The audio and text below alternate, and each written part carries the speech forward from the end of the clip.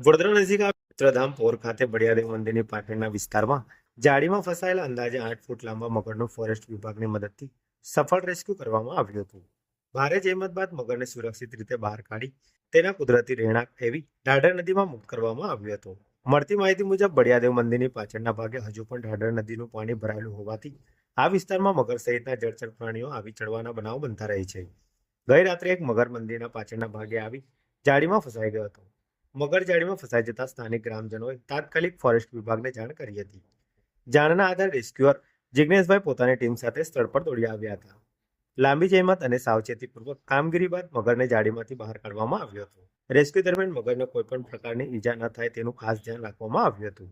ત્યારબાદ નજીકમાં વહેતી ઢાઢર નદીમાં મગરને સુરક્ષિત રીતે મુક્ત કરવામાં આવ્યો હતો. સમગ્ર રેસ્ક્યુ કામગીરી દરમિયાન મોટી સંખ્યામાં સ્થાનિકો સ્થળ પર એકત્ર થયા હતા. જોકે સમયસર કરવામાં આવેલી કામગીરીને કારણે કોઈ અનિચ્છનીય ઘટના બની નહોતી અને સ્થાનિકોએ રાહતનો શ્વાસ લીધો હતો.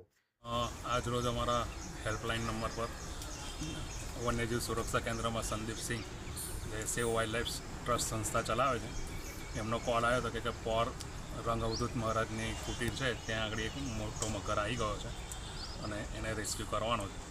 એટલે સંદીપસિંહની સેવ વાઇલ્ડ લાઈફની ટીમ અને વન વિભાગના ફોરેસ્ટ ડિપાર્ટમેન્ટમાં એમનો સ્ટાફ આવી અને આ સહી સલામત રીતે મગરને રેસ્ક્યુ કર્યો છે અને ભારે જહેમત બાદ એને પાછો નજીકમાં જે ઢાઢર નદીમાં એને મુક્ત કરવામાં આવે છે.